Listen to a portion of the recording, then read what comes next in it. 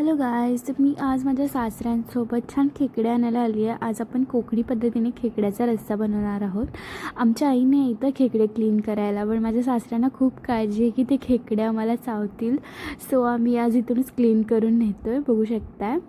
चला मी तुम्हाला पटकन सांगते कशी बनवायची रेसिपी.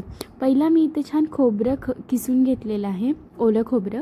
त्यामध्ये मी कांदा, चिंच, 2 चमचे लाल तिखट, थोडीशी हळद आणि धने घालून छान मिश्रण वाटून घेतलेलं आहे. वाटून एका बाजूला ठेवायचं आहे. त्याच्यानंतर बारीक एक कांदा चिरून घ्यायचा आहे आणि 2 टोमॅटो घ्यायचे आहे, तेही बारीक चिरून घ्यायचे आहे. हे दोन्ही चिरून झाल्यानंतर आपण एका पातेल्यामध्ये छान खोबरेल तेल घालायचं आहे. खोबरेल तेलामध्ये कांदा छान परतायचा आहे. परतल्यानंतर त्याच्यामध्ये टोमॅटो घालायचा आहे. टोमॅटोही छान परतायचा आहे. आता आपण त्याच्यामध्ये आळण घालून घेणार आहोत. आळण घालून घेतल्यानंतर थोडंसं हलवून लगेच आपण त्याच्यामध्ये क्रॅब्स घालून घेणार आहोत. क्रॅब्स घालून थोडंसं पाणी घालून हलवायचं आहे आणि त्याला एकसाथ उकळी द्यायची आहे. म्हणजे ते क्रॅब्समध्ये आपलं जे वाटलेलं आळणाचं मिश्रण आहे ते त्याच्यामध्ये छान ऑब्झर्व होईल.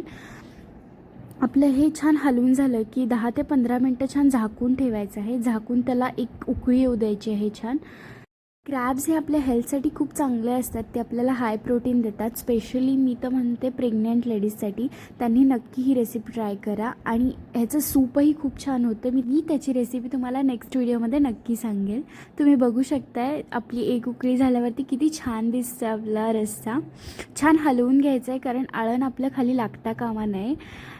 हलवून छान अजून 15 ते 20 मिनटं पण झाकून ठेवायचं आहे, कारण ह्याला शिजायला मिनिमम अर्धा तास तरी लागतो. सो झाकून ठेवायचं आहे तुम्ही.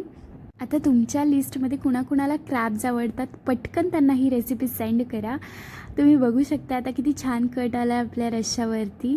आता आपला रस्सा रेडी आहे. छान भातासोबत एन्जॉय करा आणि रेसिपी आवडली तर लाईक, शेअर, सबस्क्राईब नक्की करा. बाय.